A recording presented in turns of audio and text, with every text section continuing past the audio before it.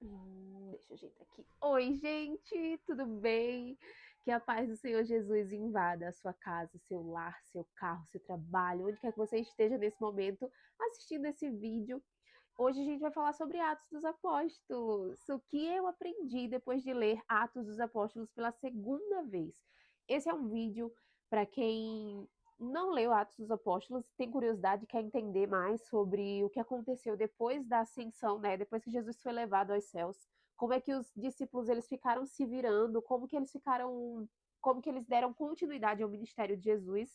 E esse também é um vídeo para quem já leu e quer, quem sabe, uma outra interpretação ou ficou com dúvidas, enfim, gente, quando o assunto é Deus, quando o assunto é Jesus, é Bíblia, é para todo mundo. Então, ó, se você já vem aqui no meu canal, você sabe que esse é um tema que a gente já fala, né? O assunto espiritualidade é muito forte aqui nesse canal, porque envolve toda a minha vida, todas as áreas da minha vida. E se você caiu aqui de paraquedas, saiba que não foi de paraquedas. O Senhor queria que você chegasse aqui hoje, nesse momento, nessa hora, independente de quando você vai estar assistindo esse vídeo. Então, a primeira vez que eu li Atos dos Apóstolos, eu li na minha primeira Bíblia, né? Que é aquela Bíblia com a tradução mais antiga. As palavras são bem difíceis, e eu não entendi muito bem, né? Entendi algumas coisas, outras não, enfim. Aí eu fui ler de novo Atos dos Apóstolos na minha Bíblia com a versão NVI, que é aquela mais atualizada. E fiquei encantada, assim. O porquê que eu quis ler Atos novamente? Aqui em casa, a gente faz uma célula toda semana e nada melhor do que Atos dos Apóstolos para me trazer um pouco mais desse conhecimento de como discipular alguém, de como falar sobre Jesus, de como pregar, de como propagar o evangelho, né? Esse é o meu foco, esse foi o meu foco ao ler Atos de novo. A primeira vez que eu li, a gente ainda não fazia célula, mas agora a gente já faz a célula e eu fui ler exatamente com esse propósito, com essa finalidade. Tipo, eu quero entender como que os discípulos, que os apóstolos, eles continuaram o ministério de Jesus sem Jesus. Como é que foi isso? Como era que eles faziam? Gente, foi um livro que me trouxe muito conhecimento, muito conhecimento. E a Bíblia é um livro vivo, né? Aí, o que que acontece? Essa semana eu estava no capítulo 20 de Atos. E eu fui levada pelo Espírito Santo a voltar para o capítulo 1. O Espírito falou, volta lá, e talvez tenha alguma coisa que você não tenha entendido, talvez você precise se aprofundar mais um pouco, porque a Bíblia é isso, né? Tipo, a Bíblia não é um livro para você ler decorrente, assim. A Bíblia é para você estudar, é um livro que precisa ser estudado, é um livro vivo, que antes de você ler, você precisa orar, pedir para o Espírito Santo abrir os seus olhos espirituais, que ele traga entendimento, discernimento, e a Bíblia tem esse lugar. Na minha vida, a Bíblia tem esse lugar de, tipo, trazer resposta sempre que eu preciso. E aí eu fui levada a voltar para Atos. Atos 1. E eu vou ler aqui com vocês Atos 1. É curto, é um capítulo curto, para que a gente traga as considerações, as reflexões acerca desse texto.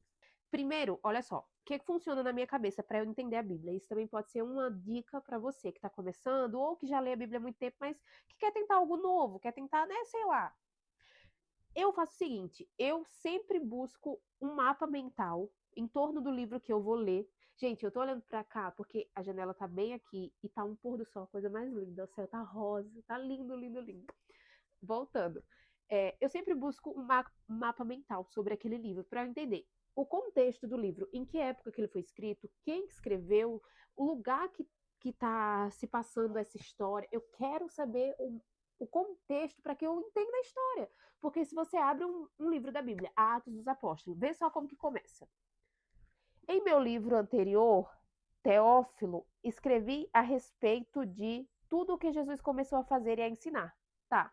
Em meu livro anterior, quem é que tá falando aqui? Já começou assim. Tipo assim, ó, o título é A Ascensão de Jesus. Aí, em meu livro anterior, Teófilo, em meu livro anterior, Teófilo, escrevi a respeito de tudo que Jesus começou a fazer e a ensinar. Só que agora eu consigo entender, porque eu fui buscar um mapa mental. Quem escreveu Atos dos Apóstolos? Gente, se você já sabe se era normal para você, não me julga, tá? Porque eu não sei, eu tô começando, eu tenho um ano de convertida. Então eu tô começando. Quem escreveu Atos dos Apóstolos foi Lucas.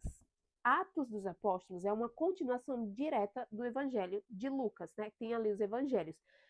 Mateus, Marcos, João, Lucas, é uma continuação direta. E Teófilo era como se fosse um financiador dessa escritura, tipo, dessa escrita. Calma, eu vou explicar. Por que que a gente sabe disso? Quando Lucas escreveu para Teófilo, ele se dirigia para ele como excelentíssimo. Excelentíssimo, na época, era um termo que você usava para falar com pessoas que eram de alto escalão, é assim que fala, enfim, tinha um cargo alto, era do governo, alguma coisa assim.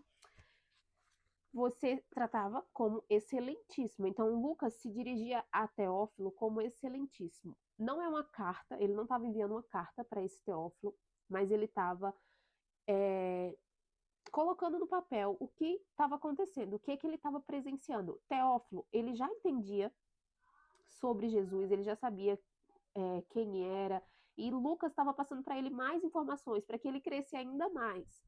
Então, a gente sabe que era um homem de alta posição social, porque ele fala excelentíssimo, e na época, muitas pessoas de alta posição financiava essas escritas, tipo, ele estava ajudando, financiando de alguma forma que esses manuscritos fossem feito cópias, espalhados. Então, aqui Lucas vai falar para o Teófilo o que está acontecendo, o que aconteceu depois da ascensão de Jesus. Vamos lá. Eita, que eu não estou enxergando nada. A respeito do que Jesus começou a fazer e a ensinar, até o dia em que foi elevado aos céus, depois de ter dado instruções por meio do Espírito Santo aos apóstolos que havia escolhido. Depois do seu sofrimento, Jesus apresentou-se a eles e deu-lhes muitas provas indiscutíveis de que estava vivo. Apareceu-lhes por um período de 40 dias. Olha que incrível! Depois que Jesus foi morto, crucificado, ele ressuscitou e começou a aparecer para os apóstolos, para os discípulos, para aqueles 12 que andavam com ele, por um período de 40 dias, gente. Ele ainda passou 40 dias. A gente sabe que Jesus passou 3 anos convivendo, morando com os apóstolos, com os discípulos, ensinando para eles sobre as escrituras, sobre o que ia acontecer, e ainda depois da morte e ressurreição dele, ele apareceu para eles ainda por um período de 40 dias. Você percebe que na Bíblia tem muito isso, né? 40 dias, 40 anos, falando-lhes acerca do reino de Deus. E aqui eu fiz algumas anotações, né? Jesus não estava falando sobre dons, ele estava falando sobre o reino. Certa ocasião, enquanto comia com eles, deu-lhes esta ordem. Olha essa frase me chama muita atenção, porque Jesus comia com eles. Depois que Jesus ressuscitou, Jesus comia com eles. Então, Jesus fazia isso. Eu não imagino que Jesus tinha fome. Eu acho que ele não estava com fome. Mas ele fazia isso para que os discípulos crescem ainda mais. Ele não só ressuscitou, mas ele está aqui, eu posso tocar. Ele está vivo. Ele não é um espírito. Ele não é uma alma, ele não está aqui em outro. Não, ele está no nosso plano. Ele come, ele está comendo na nossa mesa. Vocês conseguem entender isso? Jesus ali, por mais 40 dias, falando acerca do reino, comendo com eles, como uma pessoa normal, viva. Jesus está vivo. Certa ocasião, enquanto comia com eles, deu-lhes esta ordem: não saiam de Jerusalém, mas esperem pela promessa do meu Pai, da qual lhes falei, pois João batizou com água, mas dentro de poucos dias vocês serão batizados com o Espírito Santo. Jesus ele estava dando uma ordem para os discípulos: não saiam, não vão para lugar nenhum, fiquem aqui, porque vai acontecer o que eu vinha falando, vai acontecer o que eu vinha prometendo. É uma promessa, né? Tipo, do pai, que é o filho que é o pai. E Jesus falou para eles: João batizou com água, mas em poucos dias vocês serão batizados com o Espírito Santo. Jesus já sabia do que ele estava falando. Os discípulos não entendiam nada.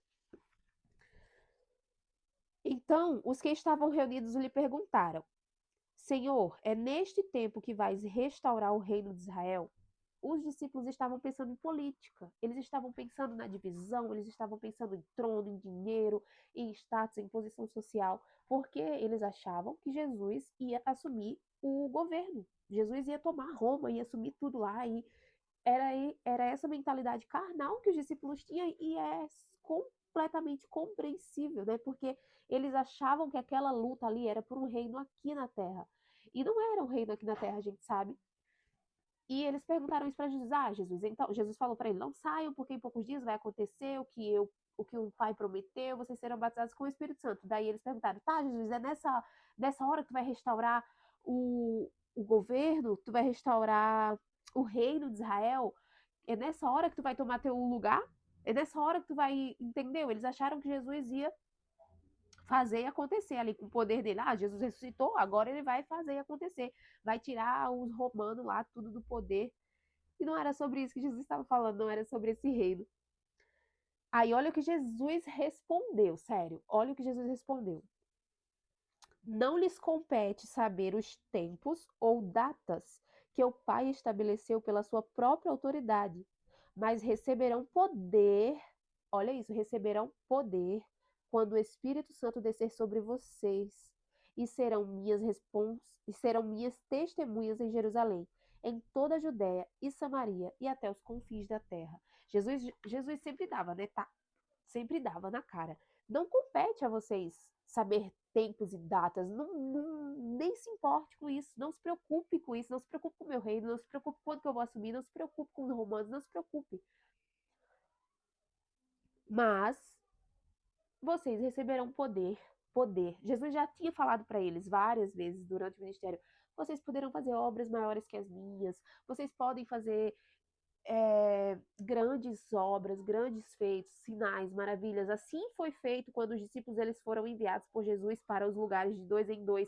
Eles ressuscitaram, eles curaram, em nome de Jesus. Eles receberam esse poder em nome de Jesus. Mas ainda vinha o Espírito Santo. Tendo dito isso, foi elevado às alturas enquanto eles olhavam, e uma nuvem o encobriu da vista deles. E eles ficaram com os olhos fixos no céu enquanto ele subia. De repente, surgiram diante deles 2 homens vestidos de branco, que lhes disseram: Galileus, por que vocês estão olhando para o céu? Este mesmo Jesus que dentre vocês foi elevado aos céus voltará da mesma forma como viram subir. A escolha de Matias. Então, ó, a gente vai seguir aqui para a escolha de Matias, mas vamos só fechar aqui essa primeira parte. Jesus morreu, ressuscitou, apareceu para os discípulos, conviveu com eles ainda por 40 dias, dando instruções, ordens, tudo acerca do reino e falando para eles mais uma vez o que ia acontecer. Jesus já tinha passado 3 anos falando para eles: vai acontecer isso, é necessário que o Filho do Homem morra, seja entregue, crucificado. Jesus falou tudo para eles, mas, gente, normal, os discípulos eram muito jovens, tinha muito de menor, porque naquela época não existia isso, né, que 18 anos você fica de maior. Eles eram muito jovens, eles estavam aprendendo e muita coisa não fazia sentido. Tipo, hoje, eu falo muito isso, hoje nós temos a Bíblia para nos apegar, para ler, para estudar. Naquela época existia a Torá e Jesus era uma pessoa comum que estava ali no meio deles, vivendo com eles, carpinteiro de um nazareno. Ninguém via Jesus como a gente vê hoje. Tipo, hoje a gente sabe, Jesus ele ressuscitou. Naquela época as pessoas estavam achando que ele era um enrolão, que ele era um mentiroso, que ele estava blasfemando, que ele tá... Ai, gente, era uma confusão. Então, os discípulos, eles precisavam, além de acreditar acima de tudo, entender tudo que Jesus estava falando. E não era fácil, gente. Não era fácil. E aí, Jesus falou tudo isso para eles durante os 3 anos e também durante esses 40 dias em que ele seguiu aparecendo, deu as instruções e foi levado aos céus. E aí a escolha de Matias. Quem é Matias? Matias foi o apóstolo que ficou no lugar de Judas. Vocês sabem que Judas traiu Jesus, entregou ele e se suicidou. Então eles precisavam de uma pessoa para ficar no lugar de Matias. Por que eles precisavam? Ah, ele não podia ficar só 11 apóstolos? Não podia. Porque cada um tinha uma função naquele ministério. Cada um tinha uma função. E qual que era a função de Judas? Você lembra? Você sabe qual que era a função de Judas? A função dele era cuidar do dinheiro. Então, eles precisavam de alguém que fizesse isso, porque eles nem sabiam fazer. Eles nem sabiam. Então, eles foram escolher mais um apóstolo para colocar no lugar de Judas. E isso me chamou muita atenção, porque pensa, eu li isso e eu achei uma loucura assim. Então eles voltaram para Jerusalém, vindo do monte chamado das Oliveiras, que fica perto da cidade, Faltou energia! Gente do céu! Deixa eu ver se eu consigo melhorar essa. Puxa! Gente, eu tô chocada. Vou continuar, tá? Não vou desistir, não. Quando chegaram, fica perto da cidade, cerca de 1 quilômetro. Quando chegaram, subiram ao aposento onde estavam hospedados. Achavam-se presentes Pedro, João, Tiago e André, Filipe, Tomé, Bartolomeu e Mateus, Tiago, filho de Alfeu, Simão, o Zelote e Judas, filho de Tiago. Todos eles se reuniam sempre em oração com as mulheres, inclusive Maria, a mãe de Jesus, e com os irmãos dele. Naqueles dias, Pedro levantou-se entre os irmãos um grupo de cerca de 120 pessoas, e disse: Irmãos, era necessário que se cumprisse a escritura que o Espírito Santo predisse por boca de Davi a respeito de Judas, que serviu de guia aos que prenderam Jesus. Ele foi contado como um dos nossos e teve participação nesse ministério. O que Pedro estava falando para eles? Tipo, era necessário que Judas traísse Jesus. Era para que a palavra se cumprisse. Judas, ele era o propósito dele, e o propósito dele ele cumpriu. Então, Pedro estava falando que para ele era necessário, tá? Vamos parar de se remoer acerca desse assunto. Porque aquele traidor, porque não sei o quê. Gente, a profecia se cumpriu. A palavra se cumpriu, já estava escrito isso. Se não fosse Judas, seria outro. Alguém viria ao mundo com o propósito de trair Jesus, para que Jesus fosse entregue, morto, crucificado e ressuscitasse. Então, acabou essa agonia. Porque Judas, acabou, pronto. Ele cumpriu o propósito dele e, com a recompensa que recebeu pelo seu pecado, Judas comprou um campo. Ali caiu de cabeça seu corpo, partiu-se ao meio e as suas vísceras se derramaram. Todos em Jerusalém ficaram sabendo disso, de modo que, na língua deles, esse campo passou a chamar-se Aceldama, isto é, campo de sangue. Isso aqui era uma observação, tá? Estava entre parênteses. Aí aqui volta a parte que Pedro vai falar. Por quê? Pedro prosseguiu. Está escrito no livro de Salmos. Olha só o que estava escrito em Salmos. E Davi tinha escrito isso há muito tempo atrás. Jesus é da linhagem de Davi, 14ª geração de Davi. Então, olha o tanto de tempo que Davi tinha escrito isso, prevendo o que iria acontecer. Olha que incrível, olha que incrível. E nesse momento, Pedro ele já estava entendendo, tá? Ele já estava conseguindo captar as coisas. Fique deserto o seu lugar, e não haja ninguém que nele habite, e ainda que outro ocupe o seu lugar. Portanto, é necessário que escolhamos um dos homens que estiverem conosco durante todo o tempo em que o Senhor Jesus viveu entre nós, desde o batismo de João até o dia em que Jesus foi levado dentre nós às alturas. É preciso que um deles seja conosco, testemunha de sua ressurreição. Então, o que Pedro estava falando? A gente precisa de alguém para ficar no lugar de Judas. Então indicaram 2 homens, José, chamado Barsabás, também conhecido como Justo, e Matias. Depois oraram. Senhor, tu conheces o coração de todos. Mostra-nos qual destes 2 tens escolhido para assumir este ministério apostólico que Judas abandonou, indo para o lugar que lhe era devido. Então tiraram sortes. Isso aqui eu grifei também. Eu grifei a parte do oraram e grifei a parte do tiraram sortes. E a sorte caiu sobre Matias. Assim ele foi acrescentado aos 12 apóstolos. Então, até aqui.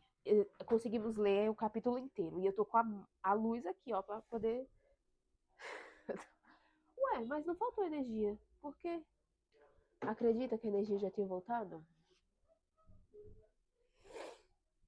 Vai ficar várias cores esse vídeo. E aí as coisas que eu grifei aqui, né? Eu grifei a parte do oraram e a parte do tiraram sortes. Porque essa parte do tiraram sortes me chamou a atenção. Eu pensei, meu Deus, como eles eram doidos e irresponsáveis. Como é que eles tiram sorte? Mas aí eu fui pesquisar a cultura, tudo que acontecia na época. E tirar sorte naquela época era simplesmente dizer, Deus decide. Seja feita a vontade de Deus. O que o Senhor quer? Vamos deixar nas mãos dele. Era isso que era tirar sorte. Na época se tirava muita sorte, né? Assim como, não sei se vocês sabem dessa parte de Jonas, que ele estava no navio e tiraram sorte para saber de quem que era a culpa da tempestade e a sorte caiu sobre ele. Então, eles tiraram sorte e a escolha foi feita de Matias para substituir Judas. Mas olha só, um ponto legal aqui que vocês talvez não tenham se atentado. O que os discípulos estavam fazendo? Eles estavam sendo obedientes, né? Eles ficaram em Jerusalém assim como Jesus mandou.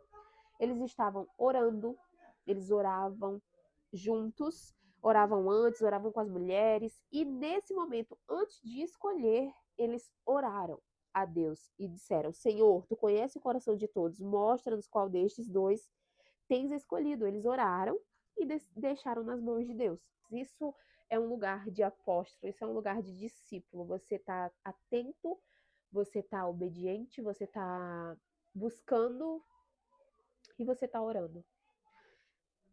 E a vontade de Deus foi feita.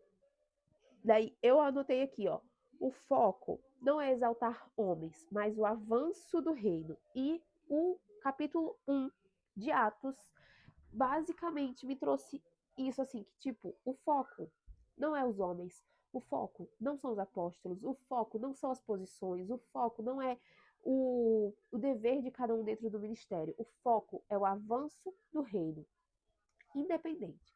Então, tá, se para o reino avançar nós vamos precisar colocar outra pessoa para cuidar da bolsa, vamos colocar. Se para o reino avançar nós precisamos orar por horas, horas e horas e horas, vamos orar. Se para o reino avançar precisamos jejuar para entender alguma coisa, para receber algum sinal ou revelação, vamos jejuar. Então, é tomar decisões acerca do reino, ser obediente, orar e buscar revelações e buscar a Deus. Quando a gente busca Deus, ele se revela e a gente consegue enxergar com mais clareza tudo que está na nossa frente. E eu espero que isso tenha te tocado assim como me tocou, porque toda palavra, gente, toda palavra que eu trago aqui, ou no meu Instagram, eu trago porque ela primeiro me cortou, me trouxe revelação, me trouxe ensinamento, me trouxe insight. Então, essa palavra me pegou muito. Primeiro, porque os apóstolos, os discípulos, estavam preocupados com a política. Jesus ficou ainda 40 dias com eles depois da ressurreição. Jesus comia. Teve a questão da escolha do outro apóstolo. Olha só como que eles tinham que decidir tantas coisas. Eles eram jovens, imaturos, passaram 3 anos muito intensos de muita coisa acontecendo, muita gente julgando eles, falando que eles estavam loucos, que eram mentirosos, que eram blasfemadores, tanta coisa acontecendo, mas eles permaneciam ali, obedientes, orando, atentos. Então, eu continuei, né, a leitura de... Isso eu estava no capítulo 20, voltei para o 1, fiz essas pesquisas, entendi mais sobre Lucas, entendi sobre Teófilo, entendi sobre o contexto, sobre a época, sobre as tradições, porque é importantíssimo para você ler, entender, compreender a Bíblia, que você faça um estudo do contexto, um mapa mental. Então, é uma dica que eu deixo nesse vídeo hoje. Se você já faz, maravilha. Se você ainda não faz, tenta. Quando você está lendo, sabendo quem escreveu, onde, quando, como se passou, você vai entender muito melhor. No continuar desse capítulo de Atos, desse livro dos apóstolos, Lucas vai contar em primeira pessoa, tipo, nós fomos para tal lugar, ele e Paulo. Aí vai entrar muito do ministério de Paulo aqui, do começo, de como que Paulo foi encontrado, todas aquelas coisas que a gente sabe, eu espero, né, que se você está aqui, você saiba a história de Paulo. Se você não sabe, vamos pesquisar, vamos buscar, vamos ler, porque é uma história inspiradora demais. E que nos traz muito aprendizado, muito ensinamento. E é isso, gente. Eu encerro por aqui. O que eu tinha para falar eu já falei, e que esse vídeo tenha te ajudado de alguma forma a entender, ou tenha despertado em você vontade de ler a Bíblia, curiosidade. Olha como que fica a minha Bíblia. Tudo riscado. Então, é isso, gente. Uma das minhas metas para esse ano, mais uma vez, é gravar aqui no YouTube, é estar mais presente nesse lugar, não somente com as lives, não somente com os vídeos sobre a cidade, que é um conteúdo que as pessoas gostam e é muito bem aceito, mas também com o meu conteúdo de espiritualidade, me concentrar na minha espiritualidade, priorizar a minha espiritualidade, me traz benefícios em todas as áreas da minha vida. Então, eu espero que você também priorize a sua espiritualidade nesse ano, que você esteja num lugar de proximidade com Deus, de busca, de aprendizado, de revelação, de entendimento. Em nome de Jesus, eu declaro isso sobre a sua vida. Amém. Então é isso mesmo. Até o próximo vídeo. Se você gostou do vídeo, deixa aqui embaixo, comenta, curte, compartilha com alguém. Se você não gostou também, fala aqui da sua opinião, com educação, né, por favor. Se você não sabia de alguma coisa, se você, enfim, o que você quiser comentar aqui embaixo, comenta para eu saber e até mesmo para que o vídeo seja entregue para mais pessoas. E é isso, um beijo. Fiquem com Deus. Até o próximo vídeo. Tchau.